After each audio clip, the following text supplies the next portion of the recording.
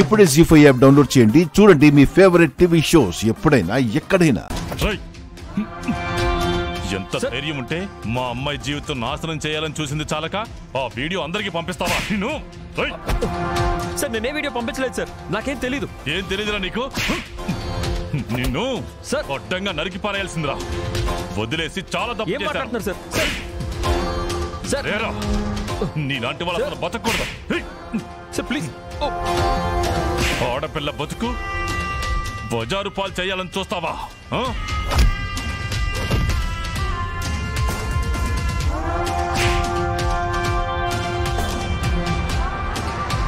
Sir నిజంగా నాకేం తెలియదు సార్.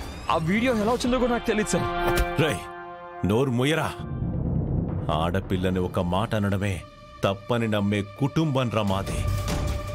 అలాంటి నా బిడ్డ జీవితాన్ని నాశనం చేయాలని చూశావు నువ్వు.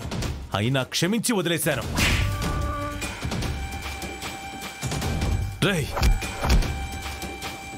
అంతటితో ఆగకుండా చేసిన తప్పుని అందరికీ వీడియో పంపించి ప్రచారం చేయాలనుకుంటున్నావంటే నీలాంటి వాణ్ణి క్షమించకూడదురా.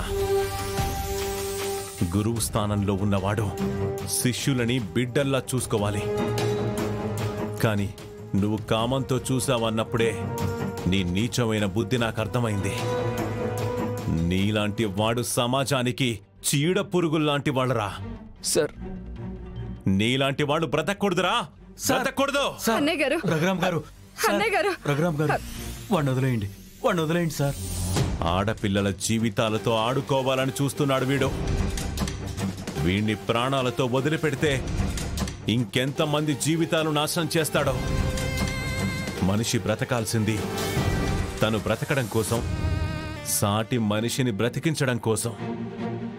క్షణికమైన సుఖాల కోసం జీవితాలు నాశనం చేయాలని చూసే ఇలాంటి వాళ్ళు బ్రతకూడదు, బ్రతికే అర్హత లేదు. రఘురామ్ గారు, అన్నయ్య గారు, ఈ ఒక్కసారికి మా మొహం చూసి వీడిని వదిలిపెట్టండి అన్నయ్య గారు. ప్లీజ్ అన్నయ్య గారు, దయచేసి మీకు దండం పెడతాను. లేరా సార్. వీడి ప్రాణాలు కాపాడాలని మీరెందుకు పాకులాడుతున్నారు? వీడి గురించి మీకేం తెలీదు, తప్పుకోండి. వాడు మాకు తెలుసు రఘురామ్ గారు. వాడు ఏం చేశాడో కూడా మాకు తెలుసు. తెలుసా? ఎలా తెలుసు మీకు? వీడి మీకు ఎక్కడ పరిచయం? వీడికి మీకు సంబంధం ఏంటి? అడుగుతుంది మిమ్మల్నే, చెప్పండి. అది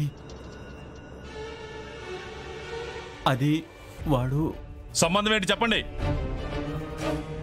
మిమ్మల్ని అడుగుతుంది, చెప్పండి. వాడు నా కొడుకండి.